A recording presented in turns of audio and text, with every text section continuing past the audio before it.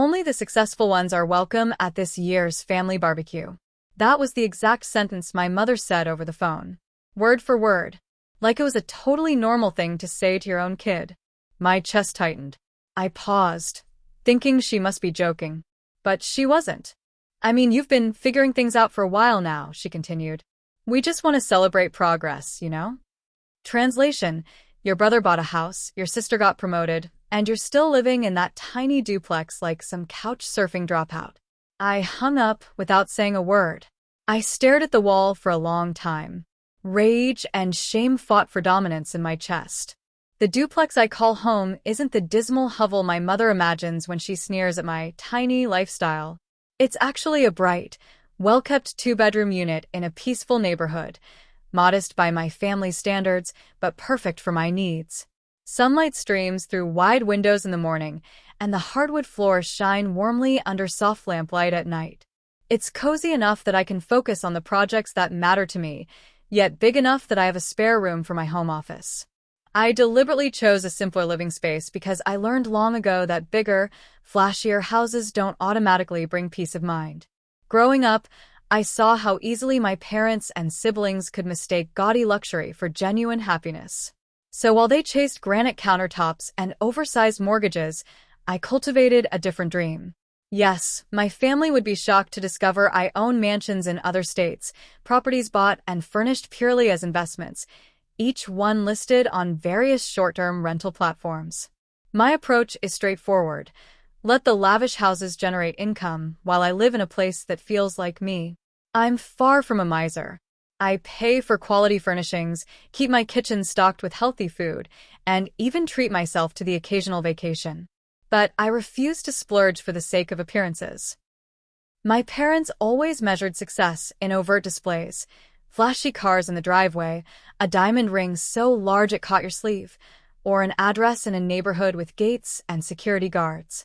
Their worldview shaped my siblings, too.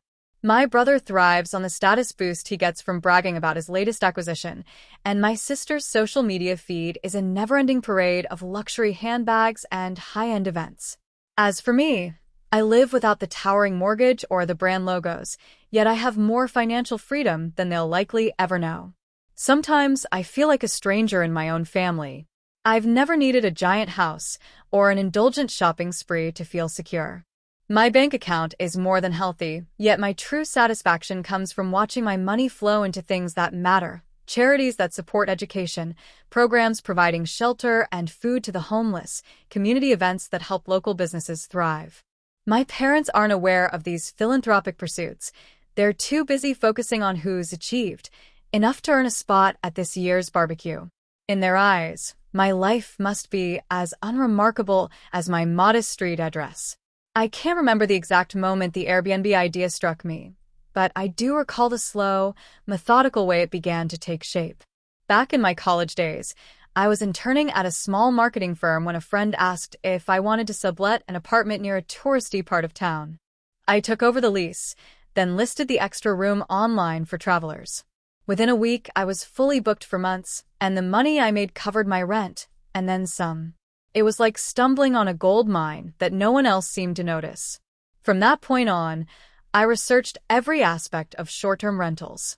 I connected with property owners, studied local regulations, and nurtured relationships with travelers who wanted a cozy spot that wasn't a cookie-cutter hotel. Once I realized I didn't need to buy the properties outright but could instead lease, furnish, and manage them, my operations exploded. It started with one flat, then 3, then a dozen. I hired a dedicated cleaning staff, created custom welcome guides, and used software to automate scheduling. Now I'm overseeing more than 400 units in 6 countries, a worldwide hospitality network contained in my laptop and phone. The sheer scale sometimes still amazes me. My extended family has no idea that on any given day, I juggle phone calls about a scenic villa in Spain, a ski chalet in Canada, a loft in New York City, and a beach condo in Bali. They think I'm underemployed, drifting from one half-baked plan to another. If they only knew the daily influx of revenue surging into my accounts, the complex spreadsheets I manage, the teams I coordinate across multiple time zones. I remember the first time I crossed the $1 million threshold. I treated myself to a serene yoga retreat for a week, not some splashy Vegas party or a luxury brand spree.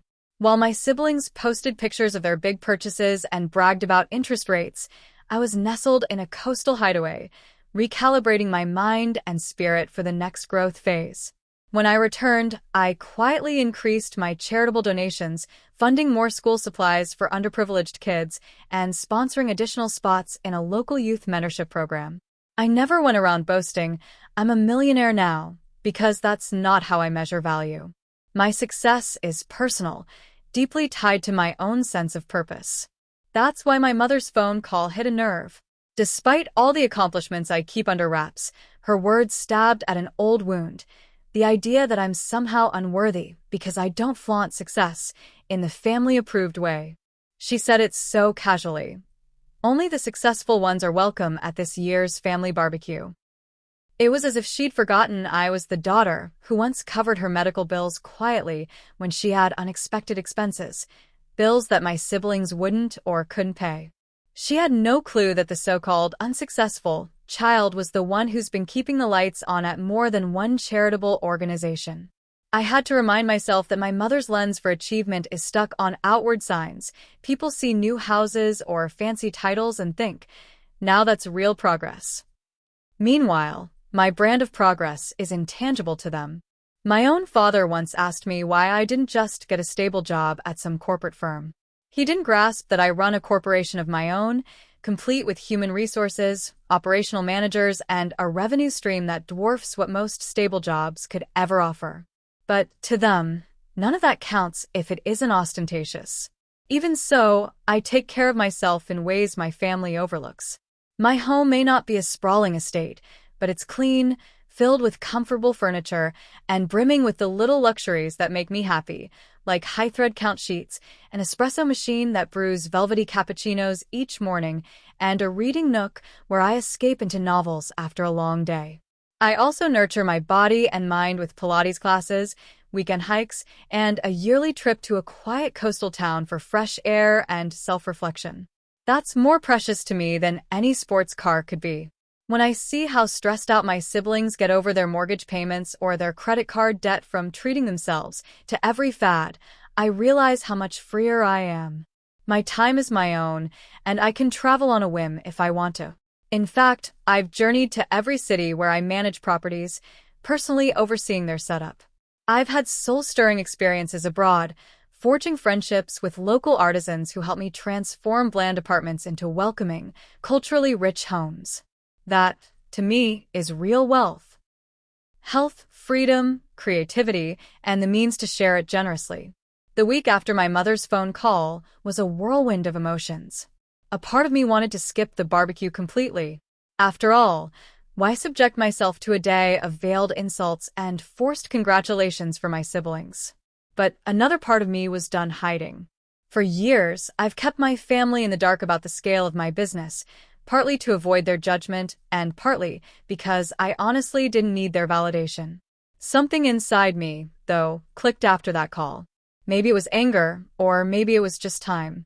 I decided to show up, not with a flamboyant "look at me" display, but with confidence and clarity. I wouldn't arrive in some flashy car I didn't want or need. I would come as myself, the quietly successful entrepreneur who chooses a balanced lifestyle, invests heavily in philanthropic work, and prefers to keep her personal space uncluttered by pointless possessions. If they decided to judge me anyway, so be it. My life is too full of meaningful projects, supportive friends, and global opportunities to be diminished by their narrow view of success. It was time they saw just a fraction of what I'd built, whether they could handle it or not. On the morning of the barbecue, I woke up earlier than usual.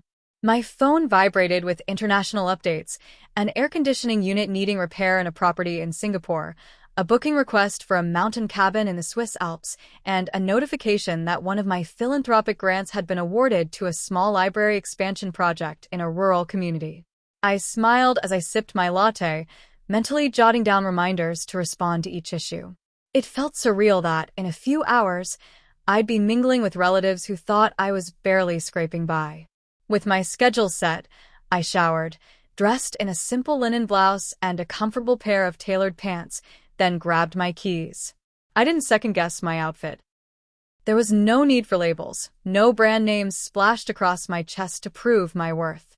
I headed out the door of my duplex, clean, bright, and uncluttered, locking up and savoring a moment of quiet. A soft breeze rustled the leaves of the flowering shrubs I'd planted out front. Yes, it was smaller than my siblings' estates, but it was entirely mine, paid for and tended with care. Stepping into my sensible car, I started the engine, resolved that I would not shrink from the day ahead. When I arrived at my parents' suburban fortress, the driveway was jammed with luxury cars.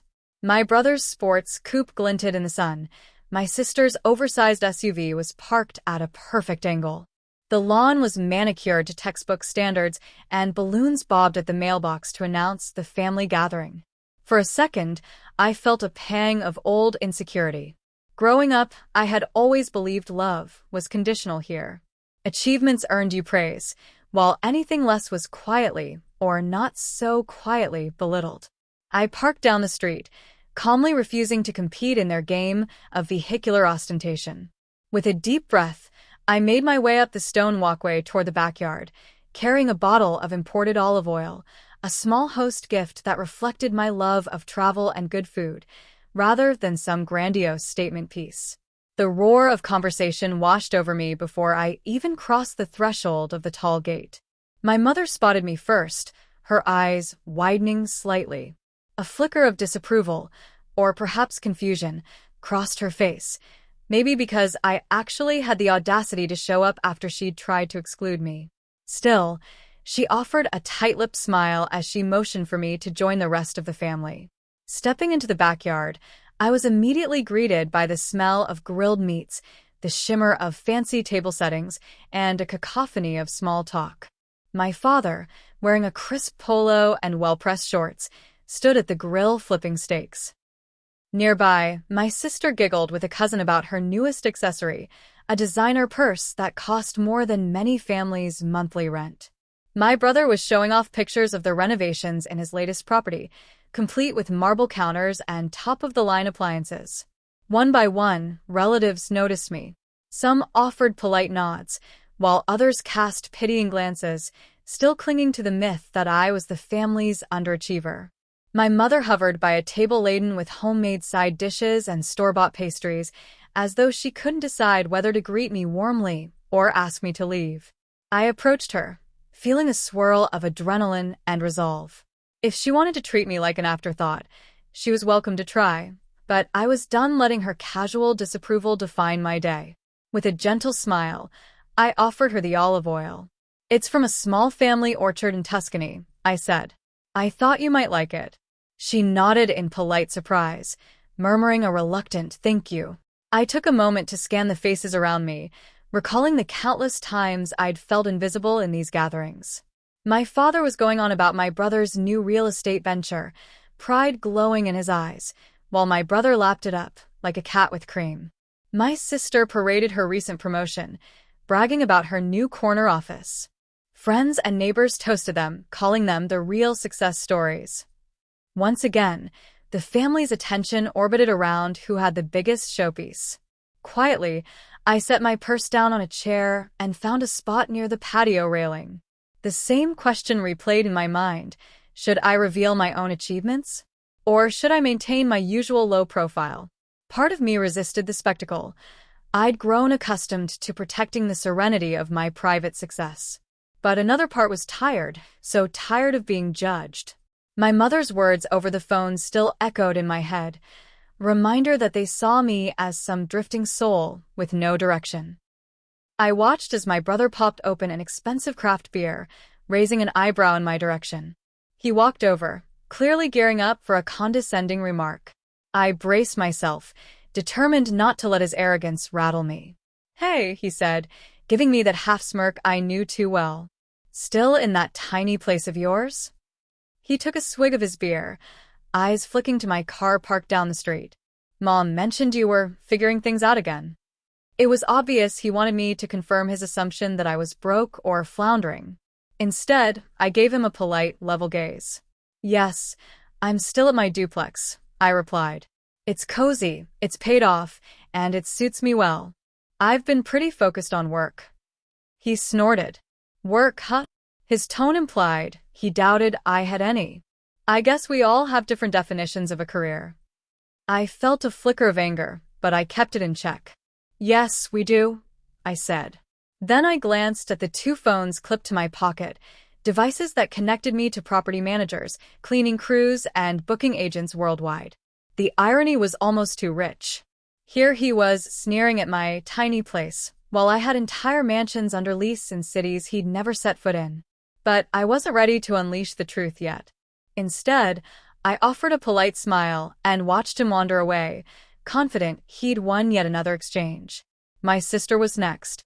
She approached with a glass of sparkling juice in hand, flashing a new phone case embedded with crystals. "Isn't it gorgeous?" she asked, tilting it so it caught the sunlight. "It's the newest model. You should upgrade, you know. Your phone looks ancient." I let a small laugh escape. "My phone is functional," I said. "I replace it when I need to, not just because something newer is out." She gave me an indulgent smile, as if I were a naive child who just didn't get it. "Well, you'll never catch me using old tech," she declared, taking a selfie and examining the photo with smug satisfaction. Then she launched into her promotion story, explaining how she'd finally scored an office with glass walls. "Can't say it was easy," she added, flipping her hair. "But I'm finally on track to a real executive lifestyle." Standing there, I thought about my own office, which was essentially wherever I chose to open my laptop. Today a coffee shop in Tokyo, tomorrow a lakeside cabin in Montana. She had no idea how liberating that could be. I offered her a congratulatory nod, resisting the urge to point out that living by other people's schedules was not my idea of freedom. A few cousins clapped my brother on the back, praising him for making bold real estate moves. Some overheard my sister's promotion story and congratulated her on climbing the corporate ladder. Meanwhile, I hovered at the edges, an unwitting ghost at my own family's celebration. My father flipped burger after burger, calling out accolades. "Here's to our brilliant investor," for my brother, and "here's to our rising star," for my sister. Then his gaze slipped past me, a subtle cue that I wasn't on the short list for praise. It stung, more than I cared to admit. If only they knew. If only they'd taken a moment to ask real questions instead of assuming. With each passing minute, I felt a persistent drumbeat in my chest. It wasn't jealousy. It was more like an urgent need to be seen, to break free from the labels they'd stamped onto me. I leaned against the fence, recalling how much of my fortune I'd poured into philanthropic ventures. I had funded multiple food drives, helped rebuild a few community centers, and even underwrote a scholarship program for underprivileged teens interested in hospitality and tourism careers. If that didn't define success, I didn't know what did. Soon, my mother appeared at my side, smoothing the front of her floral dress. She offered me a tentative smile that didn't reach her eyes. "I'm glad you came," she said, though her tone suggested the opposite. She glanced around to ensure no one was listening before adding, "I just don't want you to feel out of place." "Out of place," I echoed, tamping down the flare of irritation. It was the same language she used on the phone, this thinly veiled notion that I was somehow less deserving of a seat at the table. "I can hold my own." She fiddled with the necklace at her throat, a string of pearls I knew she'd bought secondhand but bragged about as if they were family heirlooms. "We're just so happy for your brother and sister," she continued. "They've really blossomed, haven't they? A new house here, a promotion there, it's a relief to see them do well." She paused, letting the implication hang in the air, that my own life was a source of ongoing worry. I pressed my lips together, resisting the urge to shatter her illusions right then and there. Part of me wanted to maintain my composure until the perfect moment. This was not her show anymore, it was mine. Conversation ebbed and flowed around me as I drifted through clusters of relatives, offering polite smiles and nods. A few asked leading questions. "So, are you working these days? Or have you thought of going back to school?" As if I were in some perpetual state of trying to find myself. It occurred to me just how deep their assumptions ran. Not once did anyone say, "Tell us what you've been up to," with genuine curiosity. Eventually, I found myself by the cooler, sipping water, and thinking about how surreal it was to juggle a global enterprise in secret. While I might appear idle to them, I was mentally reviewing property spreadsheets, remembering the time zone differences for staff calls, and considering a new slate of philanthropic grants I intended to set up next quarter. The truth weighed heavily on my tongue. I had the power to make them all reconsider everything they thought they knew. And yet, a sliver of doubt gnawed at me. Would revealing my success turn me into someone I disliked? The type who seeks validation through big announcements? No, I reminded myself. This wasn't about parading my wealth. It was about clearing the air and stepping out of the shadow they kept casting over me. Eventually, my father hollered for everyone to gather around the grill, his traditional family announcement ritual. I could predict the script: a hearty toast to my brother's booming real estate endeavors, another to my sister's corporate triumph, and maybe a passing nod to a cousin who'd just enrolled in an expensive grad program. My mother hovered with an eager smile, clearly relishing this chance to enumerate her children's achievements. I stood near the back, arms folded, half watching my father's practiced grin as he detailed my brother's incredible investments and my sister's unmatched drive. My relatives clapped politely, raising plastic cups of punch in a half-enthusiastic cheer. Then, my father paused and glanced at me. I saw the indecision flicker in his eyes. He had nothing prepared to praise about me, no bullet point to brag about. He cleared his throat. "And we're happy our other daughter could join us," he added, voice trailing off as if unsure how to continue. The awkwardness rippled through the group. My mother's forced smile stiffened. My siblings exchanged looks. Several eyes turned toward me, curious whether I'd say anything or simply slump back into silence. The moment felt like a loaded gun waiting for someone to pull the trigger. A quiet hush settled, broken only by the crackle of the grill. My heart thumped in my chest, loud enough that I feared everyone could hear it. But I refused to retreat. Clearing my own throat, I stepped forward with a steadiness that belied my swirling emotions. "Dad, there's something I'd like to share," I began, my voice carrying across the circle of onlookers. His eyebrows arched, and my mother's lips parted in surprise. My siblings turned fully toward me, their expressions tinged with skepticism and maybe a hint of amusement. I exhaled slowly, releasing a tension I'd held for years. "I've spent the past several years running a global short-term rental business," I said evenly. "It started with one leased apartment, but now I manage over 400 properties across 6 countries. The silence was palpable. Even the sizzle on the grill seemed to pause. I heard a couple of people murmur, "400," as if they couldn't believe the number. Adrenaline surged through my veins, but I pressed on. "It's profitable, very profitable, actually. And I've been using that income to help fund charitable causes, everything from local food banks to international education programs." My words reverberated in the stunned stillness. For a moment, you could have heard the proverbial pin drop. My father's hand tightened on the spatula, as if it were an anchor in a turbulent sea. My mother's eyes flitted around, searching the faces of relatives who stared in stunned confusion. My siblings wore twin expressions of disbelief, their practiced confidence momentarily shattered. 400 units? My brother repeated, the corners of his mouth twitching in an effort to form a response. I nodded, meeting his gaze. "Yes, across different cities, New York, Los Angeles, London, Singapore, Vancouver, and more. I lease the properties, furnish them, list them on Airbnb, and oversee the day-to-day operations. It's been a lot of work, but it's also been incredibly rewarding." Someone asked, "So, how much do you earn from all that?" The bluntness made me smile wryly. "Let's just say I'm doing well," I replied, keeping it vague. This was not a day to flaunt the size of my bank accounts, though they dwarfed the combined mortgages of everyone here. I inhaled deeply, feeling an unfamiliar sense of relief flood my body. The truth was out, and for the first time, I didn't feel the need to justify it to anyone. My father finally found his voice. "So, you mean you're a landlord?" He sounded almost hopeful, clinging to a familiar label. "Not exactly," I corrected gently. I lease properties from owners who want consistent, responsible tenants. Then I manage them as short-term rentals.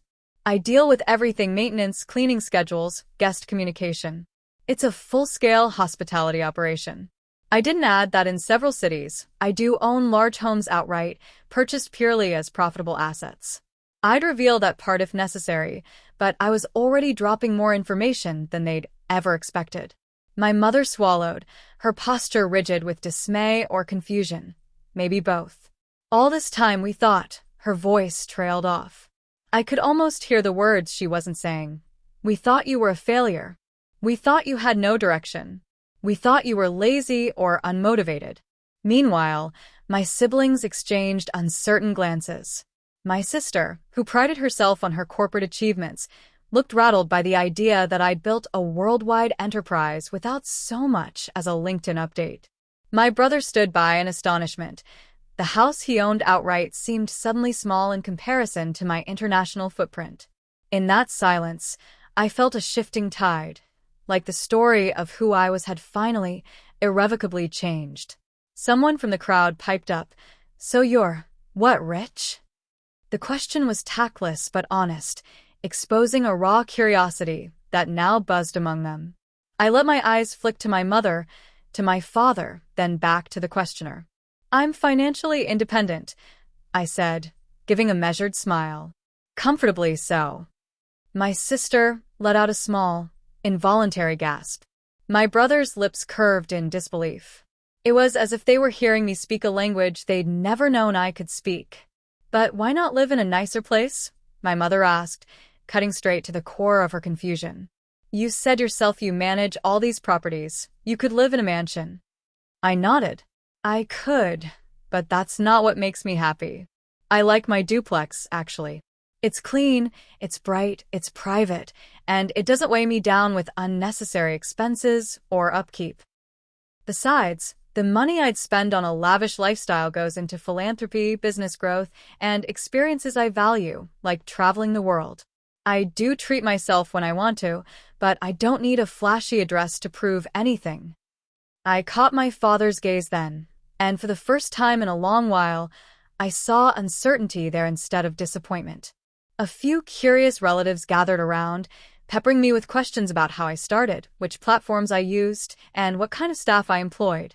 The rest of the yard watched from a cautious distance, grappling with the sudden revelation that I wasn't the family failure, but something else entirely. My father tried to maintain his host-like composure, but he fumbled with the grill tongs, overcooking a batch of burgers in the process. My mother stood stiffly by a table of side dishes, occasionally darting anxious glances in my direction. I spoke calmly, explaining how I negotiate leases, manage day-to-day tasks, and even partner with local charities to give back. In some neighborhoods, I said, I coordinate volunteer groups to keep the streets clean and safe. In others, we sponsor local festivals to celebrate the culture. If I'm making money from a community, I want to put something beneficial back into it. Aunt Lydia, usually quiet, gave a small, odd nod. She seemed genuinely intrigued. Meanwhile, my brother and sister hovered at the edges of the group, their earlier smugness replaced by stunned silence. It felt surreal. The old script, me as the underachiever, no longer fit. And they didn't quite know what to do with this new narrative. As the afternoon wore on, the energy in the backyard shifted.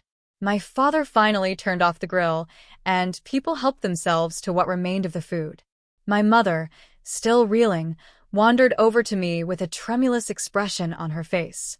"Why didn't you tell us?" she asked quietly, her voice barely above the hum of conversations around us. "All these years." "We just assumed." I met her gaze, seeing a flicker of regret there. "Honestly," I said, "you never asked. You always assumed I was floundering. And I won't pretend it didn't hurt. But the truth is, I didn't want your validation. I wanted to build something real, something that aligned with my values, not yours." She blinked back what might have been tears, her shoulders sagging under the weight of realization. "I wish I had known," she murmured. I'm proud of you." A small warmth fluttered in my chest at those words, but I knew her pride wasn't what I needed to feel fulfilled. My success had never hinged on their approval. Still, it meant something that she tried to offer it, even if it came late and in a halting way. I simply nodded, acknowledging the moment. When the sun began to set, casting long shadows across the yard, I gathered my bag and prepared to leave. I'd spoken my truth, and now it was time to return to my life, a life of my own making, defined by freedom and genuine purpose. My siblings lingered near the dessert table, caught between curiosity and lingering disbelief. My father stood by the grill, staring at the remains of the feast as if wrestling with a new understanding of his middle child. My mother placed a tentative hand on my arm. "Thank you for coming," she said softly, her voice tinged with an apology she couldn't quite articulate. I looked around at the house, the polished cars, the anxious pride that had fueled my family's version of success for so many years. Once, I'd felt overshadowed by it all. Not anymore. I offered my mother a faint, accepting smile, then walked toward the gate without any fanfare. As I stepped onto the street, I inhaled the cool evening air. My life was full of global connections, philanthropic ventures, and a thriving enterprise that let me sleep at night knowing I made a difference. I didn't need their approval. I'd already found everything I truly wanted on my own terms.